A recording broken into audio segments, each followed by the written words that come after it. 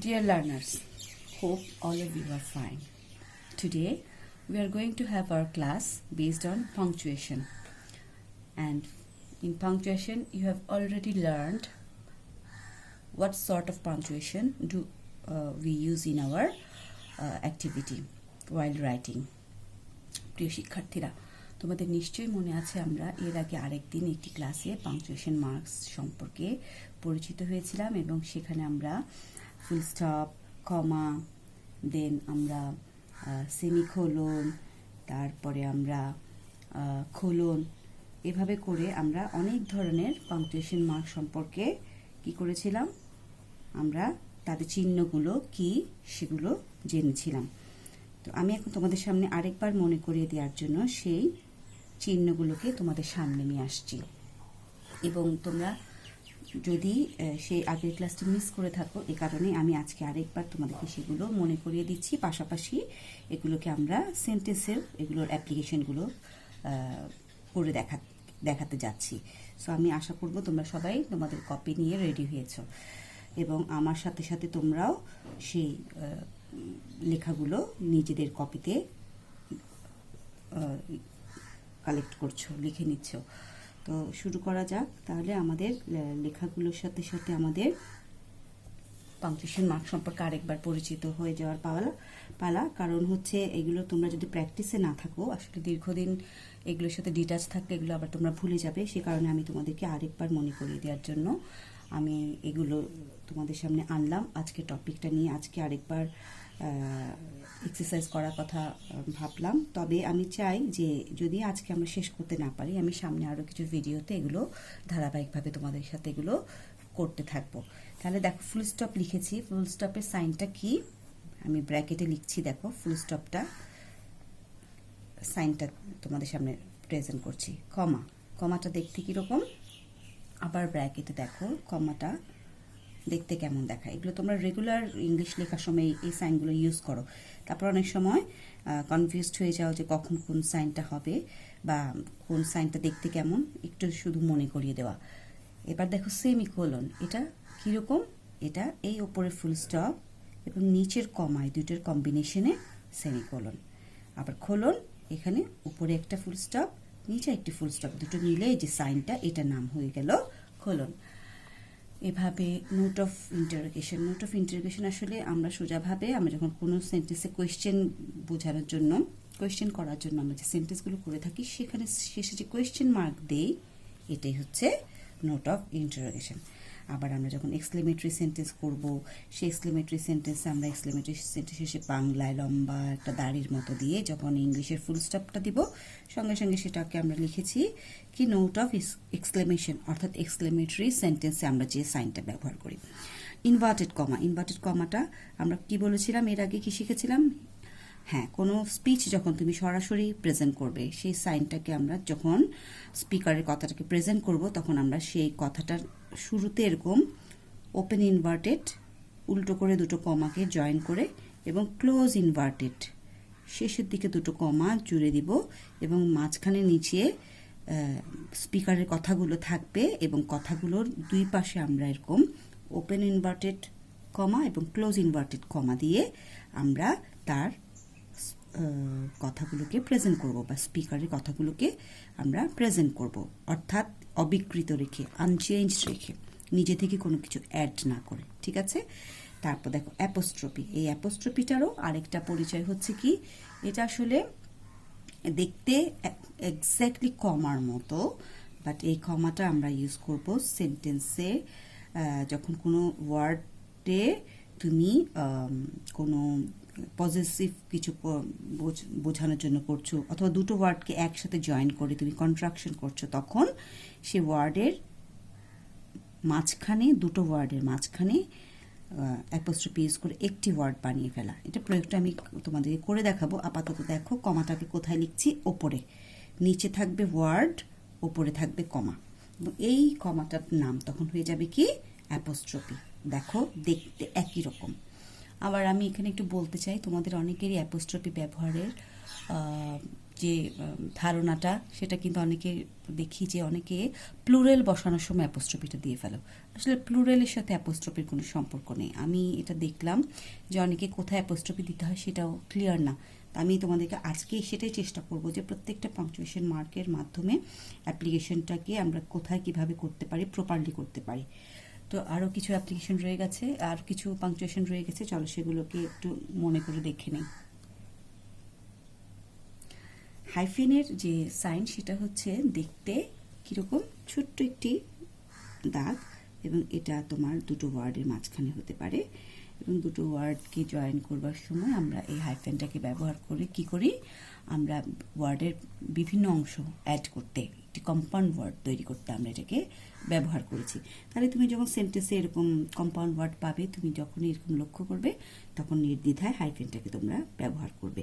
আসলে এই পাংচুয়েশন মার্কগুলোর নামের সাথে সাথে এগুলো সাইনটা দেখতে কেমন সেটা মনে রাখার সাথে সাথে তোমরা যদি এটার কীভাবে এটা ইউজ হয় সেটাও মনে রাখো, তাহলে দেখবে যে যখন আমরা পাংচুয়েশন মার্কগুলো অ্যাপ্লাই করি একটা প্যাসেজে বা একটা সেন্টেন্সে কোথায় তখন এটা ইউজ করতে হবে, এটা আর মোটেই কঠিন লাগবে না। আচ্ছা, এবার দেখো আরেকটি পাংচুয়েশন, এটি হচ্ছে ড্যাশ, এবং এই ড্যাশটা একটা লম্বা একটা দাগ, যেটা তোমার হাইফেনের মতো দেখতে হলে এটা আরেকটু বড় হবে। আর শেষে দেখো ব্র্যাকেটস। ব্র্যাকেটসটা কি, এটা আমি বোঝানোর জন্য প্রথমেই ব্র্যাকেটসের অলরেডি ব্যবহার করে ফেলেছি। এই যে চিহ্নগুলো, এইগুলো হচ্ছে ব্র্যাকেটস। ব্র্যাকেটস আরও অনেক রকম হয়, এরকম করেও হয়, হ্যাঁ, এভাবেও হয়। তো যাই হোক, এখন আমরা অনেকগুলো পাংচুয়েশনের সাথে সাথে অনেকগুলো নামের সাথে পরিচিত হলাম, এবং এখন আমরা যাবো সেন্টেন্সে সেগুলোর ব্যবহার। তো সর্বপ্রথম আমি তোমাদেরকে ফুল স্টপের ব্যবহারটা থেকে শুরু করতে যাচ্ছি। ফুল স্টপ দিয়ে শুরু করছি, এবং আমরা ধীরে ধীরে চেষ্টা করব যে প্রত্যেকটা পাংচুয়েশন মার্কের ব্যবহারটা সেন্টেন্সে কীভাবে হচ্ছে সেটা দেখতে। তাহলে দেখো, প্রথমে হচ্ছে যে ফুল স্টপ আমরা কোথায় ব্যবহার করি, 1 নম্বর ব্যবহার, সেটা হচ্ছে কি, ফুল স্টপ আমরা ব্যবহার করি যখন আমরা সম্পূর্ণরূপে একটি কথা শেষ এটি বোঝানোর জন্য একটি সেন্টেন্সে আমরা থামবো, এটা বোঝাবো, তখন আমরা করব ফুল স্টপ। যেমন এখানে আমি প্রথমে তোমাদেরকে একটু বলে রাখি যে প্রত্যেকটি সেন্টেন্সের শুরু যদি ক্যাপিটাল দিয়ে হয়, সেভাবে আমি তোমাদেরকে কয়েকটা সেন্টেন্স তোমাদেরকে আমি লিখে দেখাচ্ছি। যে দি গার্ল ইজ সিঙ্গিং, মেয়েটি গান করছে। তো এখানে একটি সেন্স আমরা সম্পূর্ণরূপে প্রকাশ হতে দেখছি, একটা কমপ্লিট সেন্স এখানে পাওয়া যাচ্ছে যে গার্লটা কি করছে, সিঙ্গিং। তারপর তুমি আরেকটা অংশ অ্যাড করে দাও, আরেকটু অবজেক্ট দিয়ে দাও, কমপ্লিমেন্ট দিয়ে দাও, the girl is singing a song. তারপরও কিন্তু দেখো এখানে আমরা কিন্তু আর কোনো কিছু অ্যাড করার প্রয়োজন বোধ করছি না, তাহলে আমাদের কথাটিকে আমরা থামাতে পারি। তাহলে এখানে আমি কি দিব, একটি ফুল স্টপ। তাহলে এখানে আমার ফুল স্টপের ব্যবহার হচ্ছে কি, যে একটি সেন্স যখন কমপ্লিট হয়ে যাবে তখন আমি সেটি শেষে ফুল স্টপ দিয়ে তাকে থামিয়ে দেব, এবং এখানে আমার সেন্টেন্সটিকে আমি যদি দেখি এটি আসলে একটি অ্যাসার্টিভ সেন্টেন্স। এই সেন্টেন্সটির নাম হচ্ছে অ্যাসার্টিভ সেন্টেন্স, কারণ অ্যাসার্টিভ সেন্টেন্সের বৈশিষ্ট্য হচ্ছে যে কোনো কিছু স্টেট করা হচ্ছে। এটিকে আমরা সেন্টেন্সের যে কাইন্ডসগুলো, তখন আমরা কিন্তু অ্যাসার্টিভ সেন্টেন্সের বৈশিষ্ট্যটা জেনেছি। এবার আরেকটি সেন্টেন্স লিখছি, দেখি এটাকে আইডেন্টিফাই করতে পারো কি না। তোমাদেরকে পড়বার সময় বলি ওপেন ইয়োর বুক, ক্লাসরুমে বলি ওপেন ইয়োর বুক। আমরা পড়বার সময় টেক্সট বইটাকে কি করতে বলি, ওপেন ইয়োর বুক। তাহলে এই সময় আমরা তোমাদেরকে কি করি, আমরা তোমাদেরকে কমান্ড করি বা ইনস্ট্রাক্ট করি, হ্যাঁ। তাহলে এই যে জিনিসটা, তাহলে এই ধরনের সেন্সকে বোঝানোর সময় আমাদের যদি কথাটা শেষ হয়ে যায় তখন আমি দেবো কি, ফুল স্টপ। কিন্তু লক্ষ্য করো প্রথম সেন্টেন্সটা কি ছিল, প্রথম সেন্টেন্সটা ছিল অ্যাসার্টিভ, কিন্তু এখনের সেন্টেন্সটা কি দেখি বলতে পারো কি না, হ্যাঁ, এটা হচ্ছে ইম্পেরাটিভ সেন্টেন্স। এবং এই দুটো সেন্টেন্সের মধ্যে নিশ্চয়ই তাহলে তোমরা বুঝতে পারছো যে দুই ধরনের মিনিং। অ্যাসার্টিভ সেন্টেন্সে একটা স্টেট করা হচ্ছে একটা সেন্স, আর ইম্পারেটিভ সেন্টেন্সে এখানে তোমাকে কি করা হচ্ছে, কমান্ড করা হচ্ছে বা অর্ডার করা হচ্ছে, হ্যাঁ। তাহলে ইম্পারেটিভ সেন্টেন্স আরও অনেক কারণে ব্যবহার হয়, কিন্তু তোমার মনে রাখতে হবে যে ইম্পারেটিভ সেন্টেন্সে আমরা একটা ফুল স্টপ ইউজ করি, এটাই মূল কথা। আচ্ছা, এবার দেখো আর কোথায় আমরা ফুল স্টপের ব্যবহার পাই, যখন সেন্টেন্সটা শেষ হয়ে যায়। হ্যাঁ, এখন দেখো আমি কি লিখছি, মেয়ে, এটা কি অর্থে ব্যবহার হয়েছে দেখি বলো তো। এটা কি নাউন অর্থে ব্যবহার হয়েছে, অর্থাৎ নেম অফ আ মান্থ, নাকি এটা একটা ভার্ব, মডেল অক্সিলারি, কোন অর্থে দেখা যাক।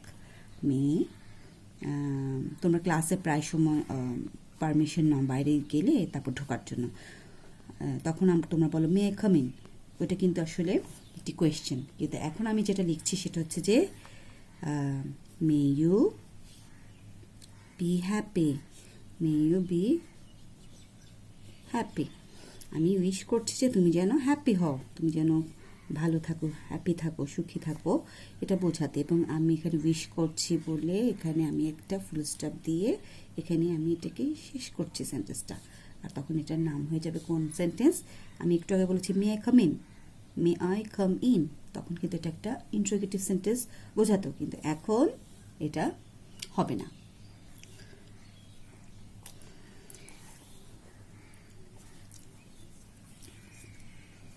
এখন দেখো মে ইউ বি হ্যাপি, এখানে আমি তোমাদেরকে বোঝাচ্ছি কি এখানে আমি উইশ করার জন্য এই সেন্টেন্সটাকে আমি বলেছি। তাহলে এই ধরনের সেন্টেন্সটা তাহলে আমরা জানি যে অবজেক্টিভ সেন্টেন্স হয়ে থাকে। এরকম সেন্টেন্সগুলো অবজেক্টিভ সেন্টেন্স, আমরা উইশ করি অথবা প্রে করি, এবং এরকম সেন্টেন্সের শেষে আমার কথাটা শেষ, ফুল স্টপ। তাহলে ডিয়ার লার্নার্স, তোমরা লক্ষ্য করো আমি এখানে 3 ধরনের সেন্টেন্সের নাম লিখেছি, এবং এই 3 ধরনের সেন্টেন্সেই একমাত্র আমরা কথাটা যখন শেষ হয়ে যাবে আমরা ফুল স্টপ ইউজ করব। তাহলে আমি আশা করব যে এই 3 ধরনের সেন্সটা আমাদের জন্য কত ইম্পর্টেন্ট একটা ফুল স্টপ ব্যবহারের প্রয়োজনীয়তাটা জানার জন্য। তাহলে সম্পূর্ণরূপে থেমে যাব, এই সময় আমরা ইউজ করব ফুল স্টপ। এটি একটি রুলস, এটি একটি রুলস, এবং এই ফুল স্টপটা আমরা ব্যবহার করতে গিয়ে আমরা সেন্টেন্সগুলো কি আমরা তাহলে বোঝার চেষ্টা করতে হবে।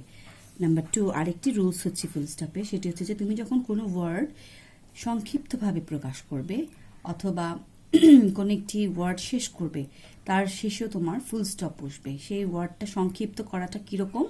মনে করো আমরা আমাদের অসুখ বিসুখ হলে আমরা কোথায় যাই, কার কাছে আমরা মেডিসিনের জন্য যাই? ডক্টরের কাছে। এখন এই ডক্টর, এটাকে আমি যদি সংক্ষেপে বোঝাতে চাই, এটাকে আমি লিখতে পারি এরকম। তো এখন এটা যে আসলে ডক্টর, এটা বোঝানোর জন্য আমার কি করতে হবে? এখানে একটি ফুল স্টপ দিতে হবে। তাহলে এইভাবে আর অনেক ওয়ার্ড আছে যেগুলোকে আমরা একটু সংক্ষেপে বোঝানোর জন্য সেই ওয়ার্ড থেকে একাধিক অ্যালফাবেট নিয়ে এটিকে আমরা সংক্ষেপে বোঝাই। আরেকটি লিখছি, মনে করো একটা কান্ট্রির নাম লিখি, ইউনাইটেড। কান্ট্রি না, এটা তোমার ইউনাইটেড মানে একাধিক স্টেট একসাথে, ইউনাইটেড